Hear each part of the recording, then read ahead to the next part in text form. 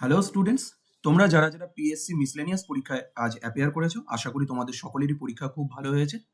যেটা এবছর পিএসসির পরীক্ষায় নতুন চেঞ্জ দেখা গেল সেটা হলো বিভিন্ন প্রশ্নপত্রের সাথে কতগুলো কিউআর কোড তারা বসিয়ে দিয়েছে, যেটা পিএসসির পরীক্ষায় এই প্রথম। এটা কেন করা হয়েছে? এটা প্রশ্ন চুরি আটকাতে বা প্রশ্নপত্রে লিক হওয়া আটকাতে, যে কারণের জন্য পিএসসিকে সাধুবাদ জানানোই যায়। তো চলো আমরা দেখে নিই এই যে মিসলেনিয়াস পরীক্ষায় যে সমস্ত জেনারেল নলেজের প্রশ্নগুলো এসছে সেগুলোর কারেক্ট অ্যান্সার কি হবে। আমি কোয়েশ্চেন সেট ডি এর দাগ নাম্বার ধরে প্রশ্নগুলোকে সমাধান করাচ্ছি। তোমাদের যদি অন্য কোনো সেট বা কোয়েশ্চেন সেটের দাগ নাম্বার থাকে, তোমরা সেই সেট অনুযায়ী প্রশ্ন উত্তরগুলোকে একটু চেক করে নিও। তো প্রথম প্রশ্ন হচ্ছে, হু among the following artist did not belong to the Bengal school of art? Bengal school of art থেকে ইনি কে বিলং করেন না? অপশনে যে নামগুলো রয়েছে তার মধ্যে রাজা রবি বর্মা হবে অ্যান্সার। ঠিক আছে, পরবর্তী প্রশ্ন, ৩ নম্বর প্রশ্ন, who was the author of the book Volga to Ganga? Volga to Ganga বইটির রাইটার হলেন রাহুল সাংকীর্তায়ন। রাহুল সাংকীর্তায়ন। ৪ নম্বর প্রশ্ন, last governor general of British India and first viceroy of British India? দুজন একই ব্যক্তি, তিনি কে? Lord Canning. লর্ড ক্যানিং ছিলেন ভারতবর্ষের শেষ গভর্নর এবং জেনারেল এবং first viceroy of British India. চলো পরবর্তী প্রশ্নে দেখা যাক।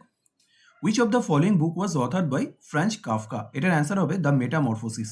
মেটামরফোসিস বইটি লিখেছিলেন ফ্রাঞ্চ কাফকা। ৬ নম্বর প্রশ্ন, first president of India who died while in office? Zakir Hossain sir. Zakir Hossain sir মারা গেছিলেন যখন তিনি প্রেসিডেন্ট ছিলেন এবং প্রেসিডেন্ট থাকাকালীনই উনি মারা গেছিলেন।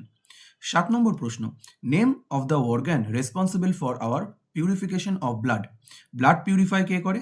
কিডনি করে ব্লাড পিউরিফিকেশন, তো কিডনি হবে answer.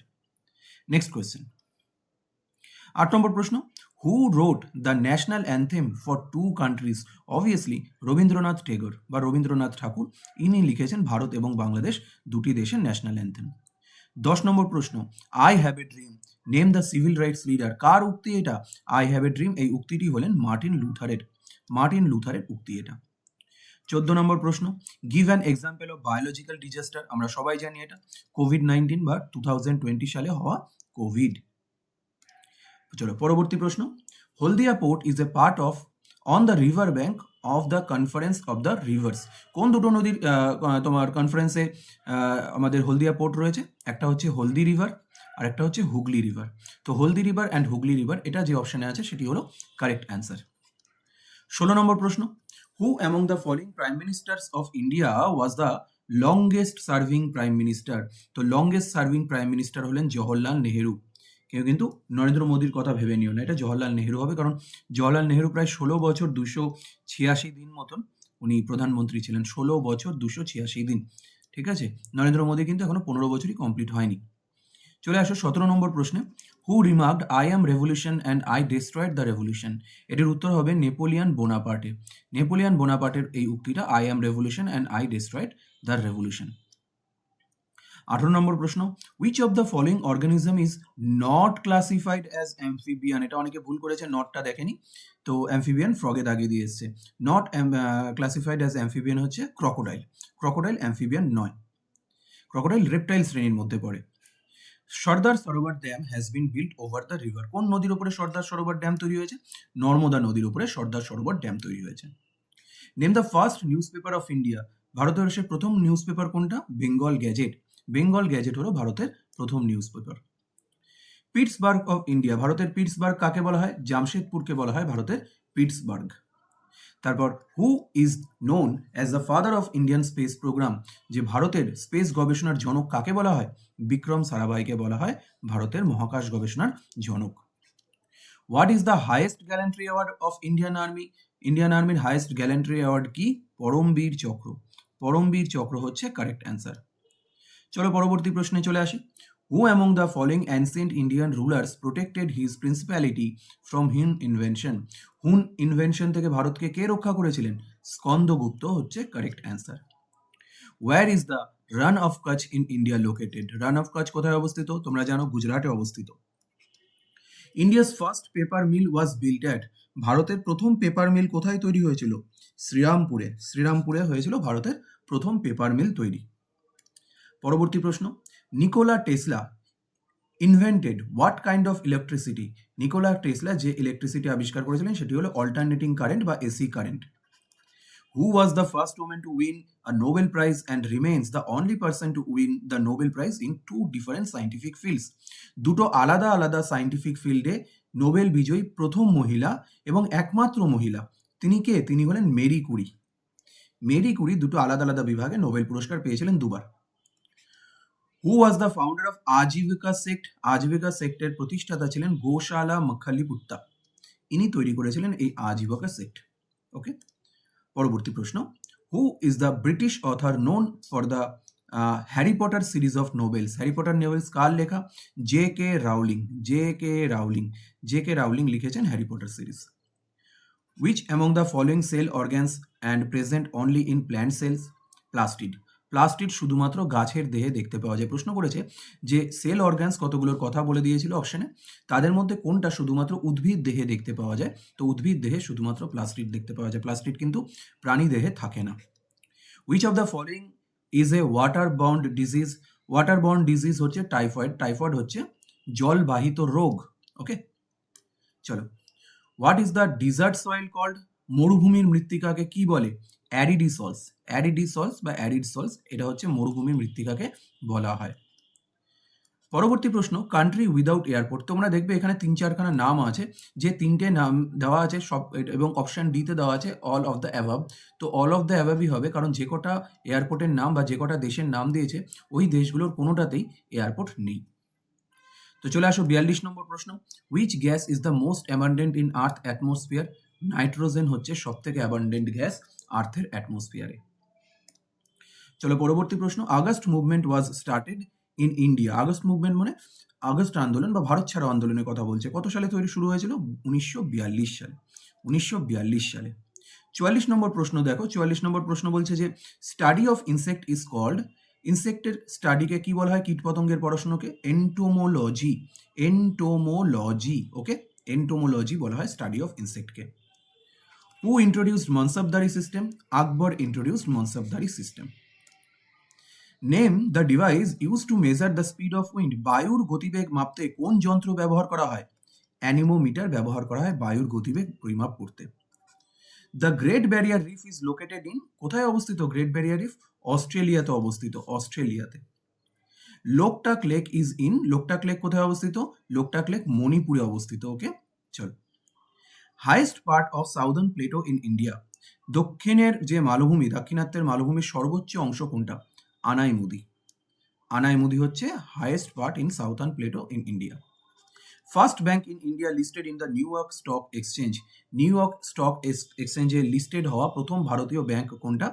ICICI bank. Okay, what is the main goal of rare disease day? Rare disease ডের প্রধান লক্ষ্য কি? অপশানে আছে দেখবে raising awareness among general public and their impact on patients life. এটাই হচ্ছে রেয়ার ডিজিজ ডের প্রধান উপলক্ষ্য। রমেশ বাবু প্রজ্ঞানন্দ ইজ ফেমাস ইন্ডিয়ান। ইনি কে? ইনি একজন চেস প্লেয়ার। রমেশ বাবু প্রজ্ঞানন্দ একজন ফেমাস চেস প্লেয়ার। 7 নম্বর প্রশ্ন, what is the motto of Indian air force? Indian এয়ারফোর্সের মোটো কি? Touch the sky with glory. এটা হলো ইন্ডিয়ান এয়ারফোর্সের মোটো। 58 নম্বর প্রশ্ন, what is the number system is often used in computing and programming? কোন ধরনের নাম্বার সিস্টেম ইউজ করা হয়? বাইনারি নাম্বার সিস্টেম ইউজ করা হয় কম্পিউটিং অ্যান্ড প্রোগ্রামিংয়ে। What is the name of the tropical cyclone originated in south China sea? তো এটার answer হবে টাইফুন। টাইফুন হচ্ছে ট্রপিক্যাল সাইক্লোন যেটা সাউথ চায়না সি বা দক্ষিণ চীন সাগরে দেখা যায়। যে ধরনের ট্রপিক্যাল সাইক্লোনগুলো তাদেরকে টাইফুন বলে। Who was the last viceroy and last governor general of India? শেষ ভাইসরয় এবং শেষ গভর্নর জেনারেল কে ছিলেন? কারা ছিলেন? লর্ড মাউন্ট ব্যাটেন ছিলেন শেষ ভাইসরয় এবং শেষ গভর্নর জেনারেল অফ ইন্ডিয়া ছিলেন রাজা গোপালাচারী। ওকে, 61 নম্বর প্রশ্ন, Amazon basin of Brazil is situated in which climatic region? কোন জলবায়ু অঞ্চলে আমাজন বেসিন অবস্থিত বা আমাজন উপত্যকা? এটা হচ্ছে ইকুয়েটোরিয়াল ক্লাইমেটিক রিজিয়ন। ওকে, নিরক্ষীয় জলবায়ু অঞ্চলে, Equatorial climatic region. The headquarter of Amazon and Microsoft are located in? কোথায় অবস্থিত আমাজন এবং মাইক্রোসফটের হেডকোয়ার্টার? সিটেলে অবস্থিত, সিটেল। ওকে, সিটেলে অবস্থিত আমাজন এবং মাইক্রোসফটের headquarter. First women to climb Mount Everest? প্রথম মহিলা যিনি মাউন্ট এভারেস্টে চড়েছিলেন?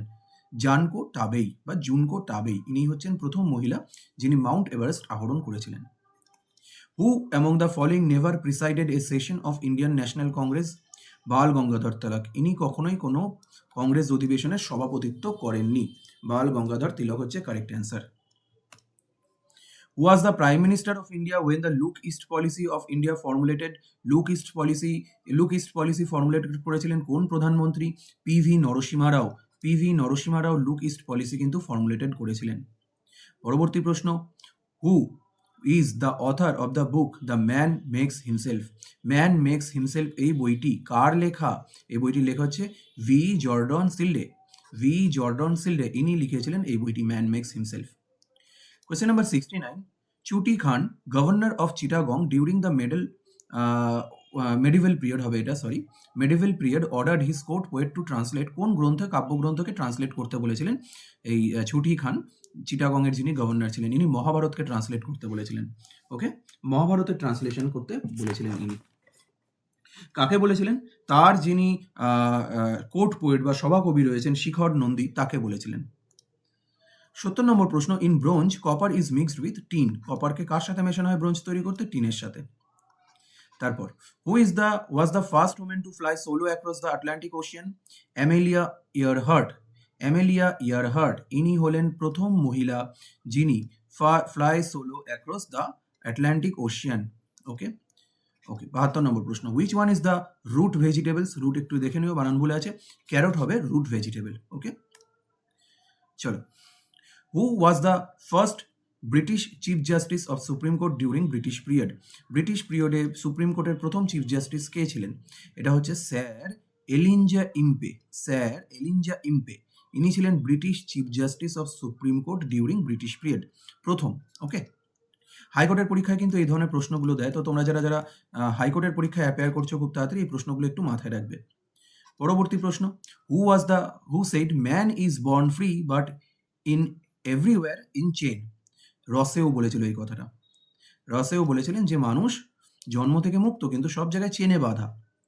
76 নম্বর প্রশ্ন, হু টুক দ্য টাইটেল অফ সকলোত্তর পথানন্দ? এই টাইটেলটি যিনি নিয়েছিলেন তিনি হলেন হর্ষবর্ধন।